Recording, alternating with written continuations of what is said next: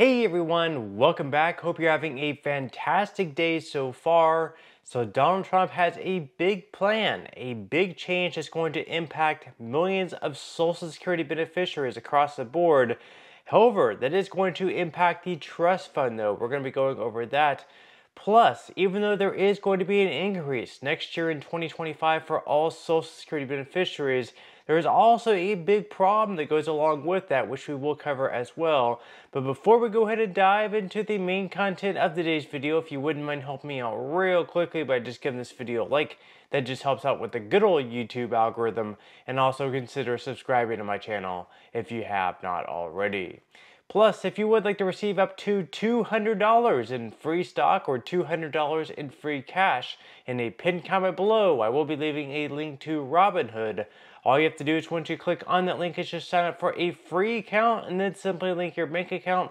You do not even have to make an opening deposit. At that point in time, Robinhood will be sending you one free stock worth all the way up to $200. And if you'd rather just have the cash, all you have to do is once you receive the free stock is just sell for what it's worth and then transfer the cash value right back to your bank account. Okay, so diving right into our first story of today's video, of course, next year there is going to be an increase for all Social Security beneficiaries across the board, whether you're a retiree, whether you receive SSI benefits, or whether you receive SSDI benefits. There is going to be a cost of living adjustment of some sort. This is going to be anywhere between a 2.4 up to a 2.7% increase. And in one of my recent videos, I actually went over what exactly that would mean for you, depending on how much you were actually earning for your benefit. But we're going to be going over this article here by the Motley Fool, going over why there is a big problem for Social Security beneficiaries despite this cost of living adjustment. So they say that the Senior Citizens League estimates that Social Security benefits will get a 2.6% cost of living adjustment in 2025. The chart below shows how a 2.6% COLA would impact the average payout for different beneficiary groups. So, for example, retired workers this year is $1,918 on average.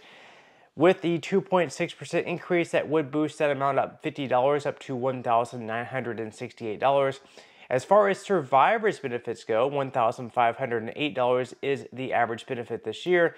With the 2.6% boost, that would boost that up to $1,547, up $39 per month.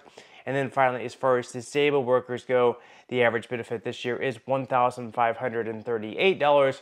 With the 2.6% cost of living adjustment, there would be a $40 boost up to $1,578. Now, of course, the Social Security Administration cannot calculate the official 2025 COLA until third quarter inflation data is released in early October.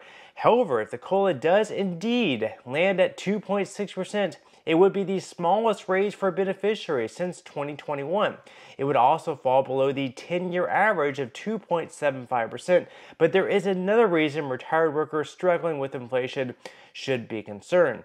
So basically, Social Security COLAs are based on how inflation changes in the third quarter. The 3-month period that runs from July through September, inflation is measured using a subset of the Consumer Price Index known as the CPIW. Specifically, the third quarter CPIW in the current year is divided by the third quarter CPIW from the previous year, and the percent increase becomes the COLA in the following year. That, of course, brings us to the bad news. The CPIE has outpaced the CPIW in every month this year. In other words, if the CPIE is truly a better measure of inflation for Social Security recipients, the 2025 COLA is on pace to underestimate inflation. So, again, basically what CPIE is that we have different economists saying that basically CPIE, or a Consumer Price Index for the elderly, is a better metric of inflation for retirees because it's going to impact the expenses of Americans that Americans typically pay for once they reach their retirement age. The people who are 65 and older are going to be spending on different things on average than those who are, let's say, like 40 years and younger. Leave your thoughts and comments below on that. Do you agree with that statement? But basically, this chart up here, we can see the CPIE has been larger from January through June of this year by right around 0.6 percentage points, 0.3 in February, 0.2 in March, 0.2 in April, 0.3 in May, and 0.4 in June. So on average, though, the CPIE has been higher than the CPIW. So it's going to be once again another year in 2025 where people receiving Social Security benefits are going to be getting less money than what they should be, because we are using an inflation metric that really does not really make too much sense. Now, in our other story of today's video, of course, Donald Trump has a big plan for Social Security. If he does end up winning the election in November of this year, that big plan, of course, is to remove all taxation at the federal level on Social Security benefits. However, of course, with that, there could be a problem. That problem is within the trust fund, which right now is set to go insolvent anywhere between 2033 through 2035, and that would actually speed that progress up by a couple of years. So according to Newsweek, Social Security taxes currently apply to those with a combined income above $25,000. For those earning between $25,000 and $34,000, up to 50% of benefits are taxable. For those making more than $34,000, up to 85% of benefits may be taxable. The income limit varies based on filing status. During the interview, the Republican presidential nominee said he would change the federal rules for seniors who often struggle to make ends meet on their fixed incomes. He said, "We can do a lot of things to help the people," Trump said. "People on Social Security are being killed, and one of the things I'm doing is no tax for seniors on Social Security, and I'll get it done quickly."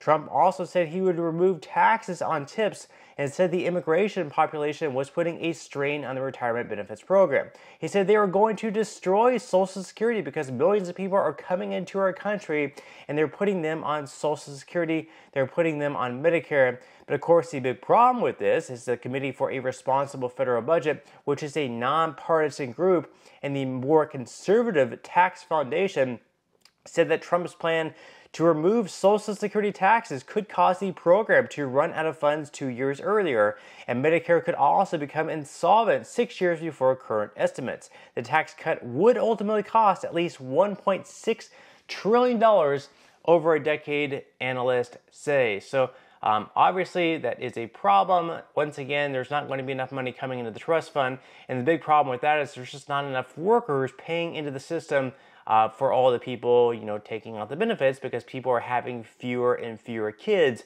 as the years go by. So before, there might have been 2 or 3 workers working and paying taxes and having money flowing into the system for every person actually receiving the benefits.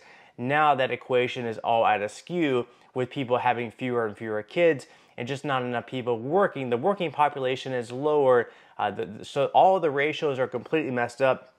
And you can see here, right from a Committee for a Responsible Federal Budget site here, is that the trustees project the Social Security Old Age and Survivors Insurance Trust Fund to deplete its reserves by 2033, when today's 58-year-olds reach the full retirement age and today's youngest retirees turn 71. Upon insolvency, all beneficiaries will face a 21% across-the-board benefit cut.